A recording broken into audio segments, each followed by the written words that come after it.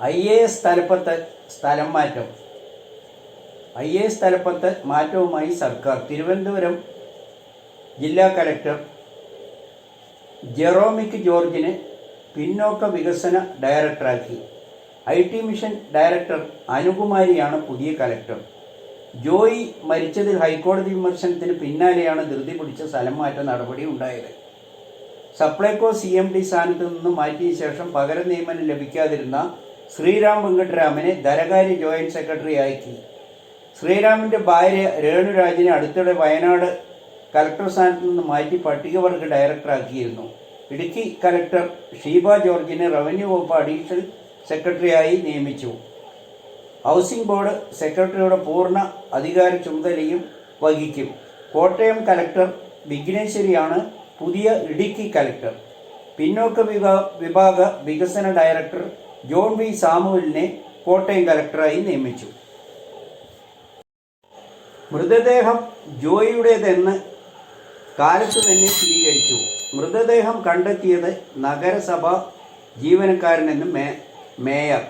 തകരപ്പറമ്പിൽ നിന്ന് കണ്ടെത്തിയ മൃതദേഹം ജോയിയുടേതാണോ എന്ന കാര്യം അവരുടെ കുടുംബം സ്ഥിരീകരിക്കുമെന്ന് മേയർ ആര്യ രാജേന്ദ്രൻ പറഞ്ഞിരുന്നു. നഗരസഭയുടെ ജീവനക്കാരനാണ് മൃതദേഹം കണ്ടെത്തിയത്. കമിഴ്ന്നു കിടന്ന നിലയിലാണ് മൃതദേഹം കണ്ടതെന്നും മേയർ പറഞ്ഞു. തുടർച്ചയായി 46 മണിക്കൂറിലധികമായി തെരച്ചിൽ നടന്നു വരികയായിരുന്നു. മൃതദേഹം കണ്ടെത്താൻ ഒരു ടീമിനെ നിയോഗിച്ചത് അനുസരിച്ച് നഗരസഭാ പരിധിയോട് ചേർന്ന് ഒഴുകുന്ന എല്ലാ വാർഡുകളിലും പരിശോധിക്കാൻ നഗരസഭാ ജീവനക്കാർക്ക് നിർദ്ദേശം നൽകിയതായിരുന്നു. അതുപ്രകാരം നടത്തിയ തിരച്ചിലിലാണ് മൃതദേഹം കമിഴ്ന്നു കിടന്ന നിലയിൽ കണ്ടെത്തിയത്. സംശയാസ്പദമായ വിധത്തിൽ തുണി കണ്ടെത്തിയതിനെ തുടർന്നാണ് തുണി മാറ്റി നോക്കിയപ്പോൾ മൃതദേഹം കണ്ടതായിരുന്നുവെന്ന് മേയർ ആര്യ രാജേന്ദ്രൻ പറഞ്ഞു. മരിച്ച നിലയിൽ കണ്ടെത്തിയ ജോയിയുടെ മൃതദേഹം പോസ്റ്റ്മോർട്ടത്തിന് ശേഷം ബന്ധുക്കൾക്ക് വിട്ടുകൊടുത്തു. വൈകിട്ട് 3 മണിക്ക് സംസ്കാരം നടന്നു. നഷ്ടപരിഹാരം സംബന്ധിച്ച് സർക്കാർ പിന്നീട് തീരുമാനമെടുക്കുമെന്ന് മാരായമുട്ടം സ്വദേശിയായ ആണ് റെയിൽവേയുടെ താൽക്കാലിക തൊഴിലാളിയായ ജോയി. തമ്പാനൂർ റെയിൽവേ സ്റ്റേഷനടുത്ത് ആമയിഴഞ്ചാൻ തോട്ടിലെ മാലിന്യങ്ങൾ വൃത്തിയാക്കുന്നതിനിടെയാണ് ശനിയാഴ്ചയാണ് ഒഴുക്കിൽപ്പെട്ട് ജോയിയെ കാണാതായത്. മഴ കാരണം ജോയി ഒഴുക്കിൽപ്പെടുകയായിരുന്നു. 46 മണിക്കൂർ നീണ്ട തിരച്ചിലിന് ശേഷമാണ് കാണാതായ സ്ഥലത്തു നിന്ന് വളരെ അകലെയാണ് മൃതദേഹം കണ്ടെത്തിയത്. റെയിൽവേ പാളത്തിൻ്റെ അടിഭാഗത്ത് ഏകദേശം 1.5 മീറ്റർ തുരങ്കത്തിലൂടെയാണ് വെള്ളം ഒഴുകുന്നത്. അപകടത്തിൽ മനുഷ്യാവകാശ കമ്മീഷൻ സ്വമേധയാ കേസെടുത്ു. അപകടത്തിൽ ഹൈക്കോടതിയും സ്വമേധയാ ഹർജി സ്വീകരിച്ചിരുന്നു. ഹർജി പ്രത്യേക ഡിവിഷൻ ബെഞ്ച് പരിഗണിച്ചു. ഇതിന് ഉത്തരവാദികളായവരെ ആരാണെന്ന് അത് റെയിൽവേ മാത്രമാണെന്നും മന്ത്രി ശിവൻകുട്ടി ആരോപിച്ചു. ട്രെയിനിൽ നിന്നുള്ള എല്ലാ മാലിന്യങ്ങളും തള്ളുന്നത് ഈ തോട്ടിലാണെന്നും മന്ത്രി പറഞ്ഞു. റവന്യൂ വകുപ്പിൽ പൊതുസ്ഥലം മാറ്റം പാളിപ്പോയി. അനർഹരെ ഉൾപ്പെടുത്താൻ സംഘടനാ നേതാക്കളുടെ ഇടപെടലുണ്ടായി. റവന്യൂ വകുപ്പിൽ തഹസിൽദാർ മുതൽ സീനിയർ ക്ലാർക്ക് വരെയുള്ള ജീവനക്കാരുടെ സ്ഥലം മാറ്റം പ്രതിസന്ധിയിലായി. അപേക്ഷയുടെ കരട് പ്രസിദ്ധീകരിക്കാൻ റവന്യൂ വകുപ്പിന് കഴിയുന്നില്ല. ജീവനക്കാരുടെ പരാതിയെ തുടർന്ന് ജൂൺ 20-നാണ് ലാൻഡ് റവന്യൂ കമ്മീഷണർ കരട് മുൻഗണനാ പട്ടിക പ്രസിദ്ധീകരിച്ചത്. എന്നാൽ ഗുരുതരമായ തെറ്റുകൾ കണ്ടെത്തിയതായി വിവിധ ജില്ലകളിൽ നിന്ന് 750ഓളം പരാതികൾ വന്നു. അപ്പീൽ പരിശോധിച്ച് തെറ്റുതിരുത്തി കൃത്യമായ മുൻഗണനാ പട്ടിക പുറത്തിറക്കാൻ റവന്യൂ വകുപ്പിന് കഴിഞ്ഞിട്ടില്ല.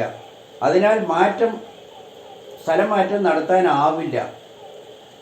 അവിഹിതമായ ഇടപെടലുകൾ ഉണ്ടായതായും പരാതികൾ ഉയരുന്നു. TP വധം PK കുഞ്ഞനന്തൻ്റെ ഭാര്യയുടെ ഹർജിയിൽ സർക്കാരിന് എതിർകക്ഷികൾക്കും സുപ്രീം കോടതി നോട്ടീസ് അയച്ചു. TP വധക്കേസ് ഹൈക്കോടതി വിധിക്കെതിരെ അന്തരിച്ച PK കുഞ്ഞനന്തൻ്റെ ഭാര്യ VP ശാന്ത ഫയൽ ചെയ്ത ഹർജിയിൽ സർക്കാരിനും എതിർകക്ഷികൾക്കും സുപ്രീം കോടതി നോട്ടീസ് അയച്ചു. ഹർജി ഓഗസ്റ്റ് 20-ന് സുപ്രീം കോടതി വീണ്ടും പരിഗണിക്കും. വിചാരണ കോടതി വിധിച്ച പിഴ കുഞ്ഞനന്തൻ്റെ ഭാര്യ ശാന്ത നൽകണമെന്ന് ഹൈക്കോടതി നിർദ്ദേശിച്ചിരുന്നു. ഈ ഉത്തരവിനെതിരെയാണ് ശാന്ത സുപ്രീം കോടതിയിൽ ഹർജി ഫയൽ ചെയ്തത്. ഹൈക്കോടതി വിധിച്ച ശിക്ഷയ്ക്കെതിരെ KC രാമേന്ദ്രൻ, ട്രൗസർ മനോജ് എന്നിവരും സുപ്രീം കോടതിയിൽ ഹർജി നൽകിയതിന്റെ പേരിലും സർക്കാരിനും KK രമയ്ക്കും നോട്ടീസ് അയച്ചു. കേരളത്തിൽ ഗുണ്ടായിസത്തിന് ആയുസ്സില്ല, SFI ആധിപത്യം തകരുന്നു, ക്യാമ്പസ് തെരഞ്ഞെടുപ്പ് പരാജയം തുടരുകയാണെന്ന് K. വേണു.